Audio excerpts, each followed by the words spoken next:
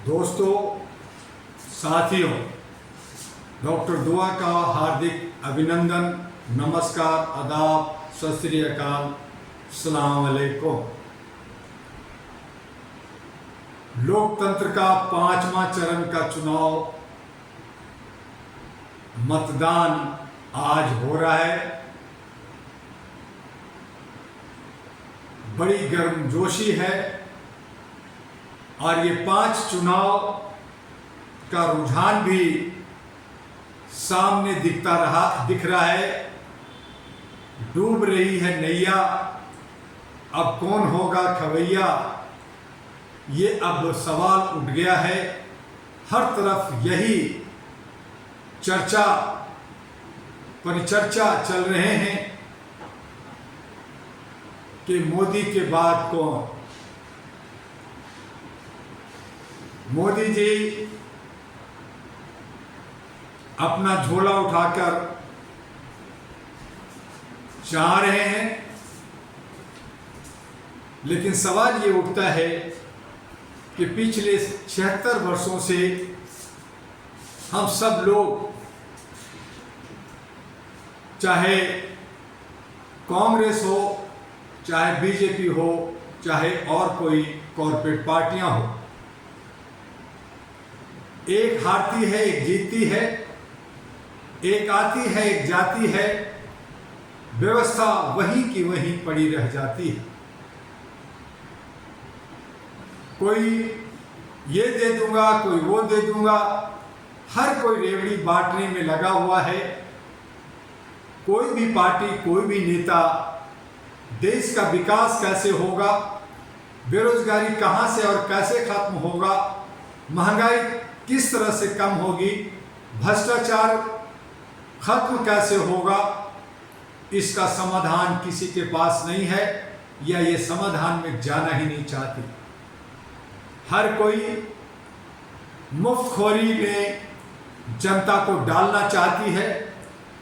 जनता जो जनार्दन है, मालिक है, जिससे भीख मांग रहे हैं आज वोट का, उसे देने की बात कर रहे हैं कि मैं तुम्हें ये मुफ्त में दे दूंगा, वो दे दूंगा, ऐसा कर दूंगा, वैसा कर दूंगा। तो जब देने की तुम्हारी सलाहियत है तो मांग क्यों रहे हो? ये अजब गजब का तमाशा, ये अजब गजब की परिपाटी, ये अजब गजब का परिभाषा हमें देखने को मिल रहा है। हमें समझना होगा, जानना होगा, सोचना होगा कि जनता जनार्दन है, जनता मालिक है, जनता का सारा जो चल अचल संपत्ति है, जितने भी संसाधन भारत का है, वो सब जनता का है। फिर नौकर चौकीदार देने की बात क्यों करता है? ये नेता हमें देने की बात क्यों करता है? और हम इस लोक लुभावना में आकर इन्हें अपना बेशकीमती वोट देकर जनप्रतिनिधि क्यों बनाए? क्यों ना हम ऐसे जनप्रतिनिधि बनाए जो सेवा करे, चौकीदारी करे, विकास करे, उन्नति करे, बेरोजगार के लिए रोजगार सृजन करे, महंगाई खत्म करे, भ्रष्टाचार खत्म करे। ऐसे काम करने वाले, ऐसे योद्धा क्या हमारे 141 करोड़ में नहीं है? हम पढ़े लिखे लोग, समझदार लोग, जो देश के लिए कुर्बान होना चाहता है, जो देश के लिए काम करना चाहता है, समाज के लिए काम किया है, कर रहा है, ऐसे लोगों को हम वोट क्यों ना दें? मैंने कर्नाटका में 2 महीने रह करके बहुत सारे मेहनत किए, प्रचार किए। अपने उम्मीदवार जो अहरा के थे उनको हमने विड्रॉ करवाए और वहाँ उस प्रयोग में सफल रहा। जनता वहाँ जीती, बीजेपी और जनता दल एस हारी। मजबूरी थी, या यूं कहें कि कोई विकल्प नहीं था। कांग्रेस जीती, लेकिन कांग्रेस अहम में आ गई कि मैं जीता।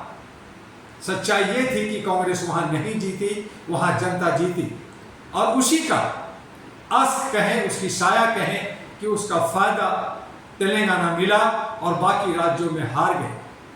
3 राज्यों के चुनाव को हम लोगों ने यूं छोड़ दिया था कि देखें कि जनता और नेता का खेल कैसा होता है। उसमें बीजेपी जो है सफलता हासिल की, चाहे वो चोरी से किया हो, चाहे चकारी से किया हो, चाहे दबंगगिरी से किया हो, अपना हुकूमत कायम रखा। पुनः डॉक्टर दुआ ने जनवरी 2023 से भाजपा हराओ, देश बचाओ, संविधान बचाओ का नारा दिया, पूरे भारत का भ्रमण किया। आज विपक्ष हमारे ही नारा को संविधान बचाओ, देश बचाओ लेकर के घूम रही है। उसके बाद रेवड़ियां बांट रही है। बड़ा दुख होता है कि सामाजिक कार्यकर्ताओं को नजरअंदाज करते हुए ये सारे लोमड़ी चतुर चालाक लोग फायदा लेना चाहते हैं। मैं जानता हूं कि बीजेपी 272 नहीं पहुंच पाएगी। 272 से नीचे लाने का ही मेरा टारगेट रहा, मकसद रहा।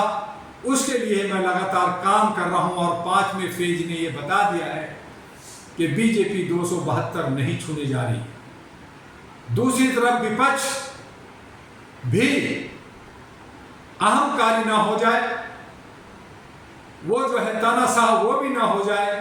तानाशाही अहम से दूर रखने के लिए मैं विपक्ष को भी 272 नहीं छूने दूंगा।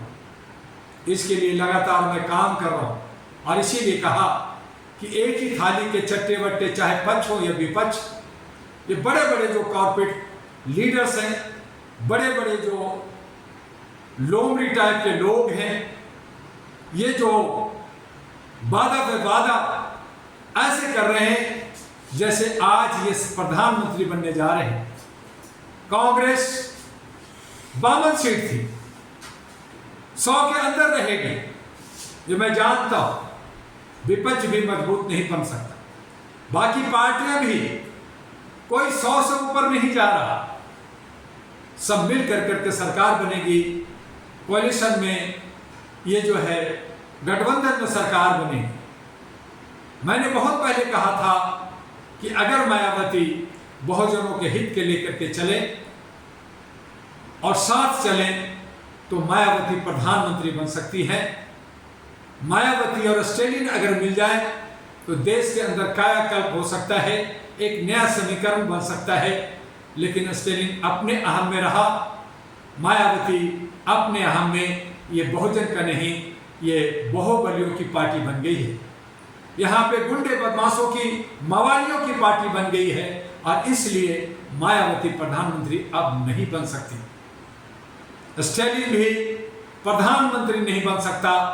जिसे हमने चाहा था वो खुद अहम में मदमस्त होकर करके वो अपने आप को बर्बाद कर लिया। ऐसी सूरत में आज विपक्ष ने राहुल गांधी जहां पप्पू थे, चप्पू चलाना सीखा, बोलना सीखा और तब उन्हें शहजादा का उपाधि मिला, किसी ने बाबा कहा और अब अच्छा बोलने लगे हैं, कुछ मैच्योरिटी आ गई है।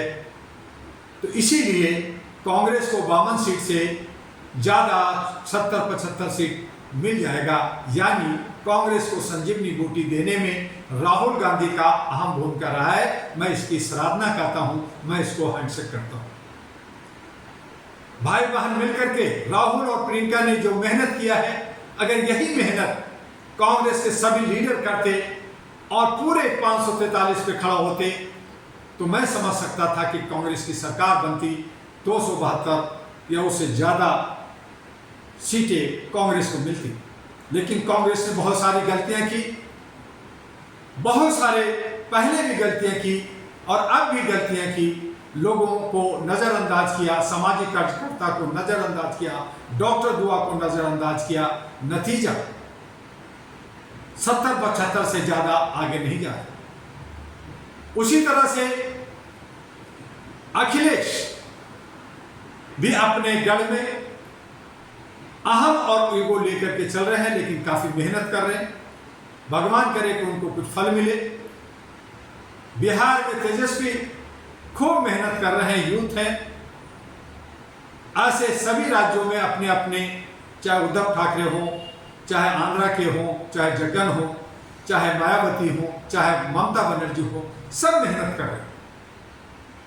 अगर ममता बनर्जी बंगाल के अंदर 28 से 30 सीट लाने में कामयाब रहती है तो इंडिया गठबंधन जो मिलकर कर सरकार बनाने की पोजीशन पे आ जाएगी। वहां पे मेरा मानना है कि मायावती प्रधानमंत्री होगी, चाहे वो बाहर से दे चाहे अंदर से दे, लेकिन प्रधानमंत्री अगर बन सकती है और काबिल भी है और सबको पसंद भी है तो वो है ममता बनर्जी। ममता बनर्जी इंदिरा गांधी के बाद एक अच्छी सुलझी हुई महिला प्रधानमंत्री होगी और यहाँ जितने भी यूथ विंग हैं जो आपस में लड़ेंगे, अगर इनमें से कोई प्रधानमंत्री बनता है तो सरकार मान लीजिए कि ये 2 से 2.5 साल से ज्यादा नहीं चलेगा और फिर मध्यावधि चुनाव आएगा। मैं जानता था और मैंने इसी उम्मीद और इसी आशा के साथ मेहनत किया पूरे भारत के राज्यों में जा करके, अपने पार्टी को साइड में रख करके। हालांकि कुछ जगह पे हमारे उम्मीदवार खड़े हैं, लेकिन हमारे अहरा नेशनल पार्टी के साथ साथ नेशनल ग्रीन अलायंस राष्ट्रीय महागठबंधन के लोग भी मिलकर करके कोई 350-400 उम्मीदवार हमारे पूरे भारत में खड़े हैं। जानता हूं कि हवा चलती है, जनता जनार्दन आजाद उम्मीदवार छोटी पार्टियों को पसंद नहीं करती, जो हवा में उड़ रहे हैं उन्हीं को देती है। और ऐसी सूरत में एक ही थाली के चट्टे बट्टे लोग जीत जाते हैं।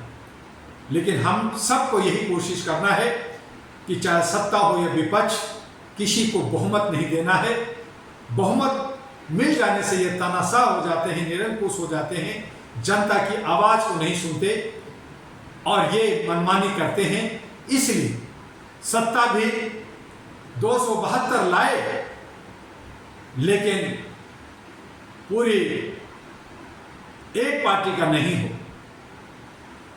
आज बीजेपी 272 से ऊपर है, 272 से नीचे जा रही है। अगर एक प्रकार तरीके से चोरी करके ईवीएम से और दूसरी तरह के तरीके से अगर सरकार बना लेती है भी, तो वो अब वो हालत नहीं रहेगी जो पहले थी। तानाशाही खत्म होगी।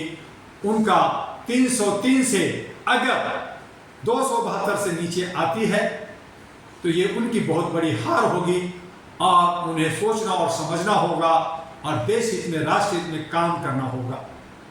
किसी को मिला करके, दल बदलू कर करके, हौसलेटिंग कर करके, नेताओं को खरीद फरोख्त कर करके सरकार बनाती है तो उनका वो दम जो अब दम भर रहे हैं वो नहीं रहेगी। दूसरी तरफ कांग्रेस और अन्य पार्टियां मिलकर के सरकार बनाती है तो किसी के पास इतना दम नहीं है कि अकेला 272 हो, इसलिए वहां भी उनकी इतनी ताकत नहीं होगी कि वो आके दिखा सके।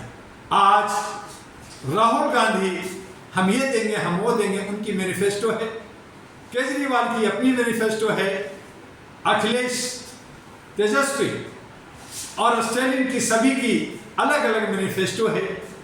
इन तमाम को सोचना होगा कि अगर राष्ट्र के अंदर राष्ट्र हित में काम करना है, राष्ट्र को आगे उन्नति के लिए ले जाना है, समृद्ध बनाना है, तो एक मैनिफेस्टो होना चाहिए और वो रेड बाट का, वो जो है लोगों को भिखमंगा बनाने का, लोगों को मुफ्त में खोरी करने का, देने का वादा ना करें, बल्कि समृद्ध तरीके से आगे विकास करने की बात करें। और इसके लिए अब समय आ गया है कि जात पात से हट कर करके, ऊंच नीच से हट कर करके, धर्म कर्म से हट कर करके, ये सब हमारी आस्था है। हम घरों में मनाएं, मंदिर मस्जिद में मनाएं, लेकिन राष्ट्र जो लोकतंत्र है उसे बचाने के लिए, संविधान को बचाने के लिए, संविधान के तरीके से चलने के लिए एक कानून, चाहे वो अमीर हो या गरीब हो, सबको बराबर हो, उन तमाम चीज़ों के लिए मानवता लानी होगी। और मानवता को स्थापित करने के लिए आहरा national party, ANP, all India human rights national party विधानसभा से, और वो भी कश्मीर से अपना कदम आगे बढ़ाने जा रही है। कश्मीर के जो सितंबर में जो चुनाव है उसमें हम 90 के 90 उम्मीदवार उतारने जा रहे हैं। उसके बाद हरियाणा, दिल्ली, बिहार, केरला और नॉर्थ ईस्ट इंडिया के साथ साथ भारत के तमाम राज्यों में आहरा नेशनल पार्टी एएनपी अपने उम्मीदवार को उतारेगी।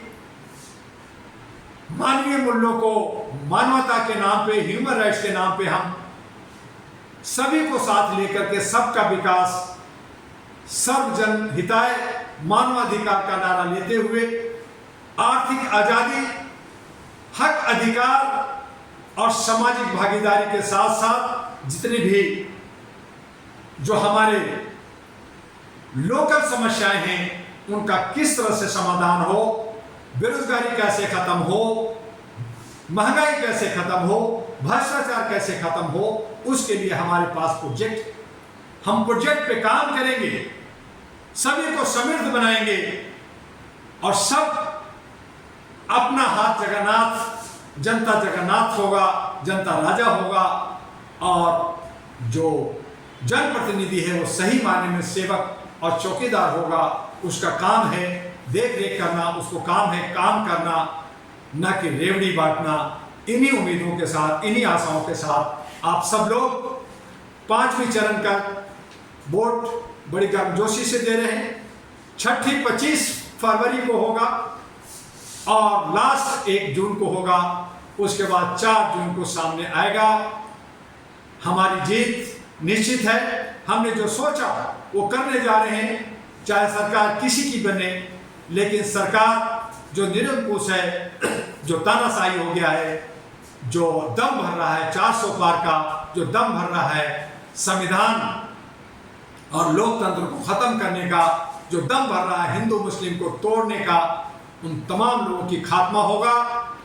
और जो लोग इसी पैटर्न पे चलेंगे, पूजा पाठ, कोई राम और कोई हनुमान की बात करेगा, वो अपने पास करे, वो जरूर पूजा करे, लेकिन राष्ट्र का मान हमारे तिरंगा से होगा।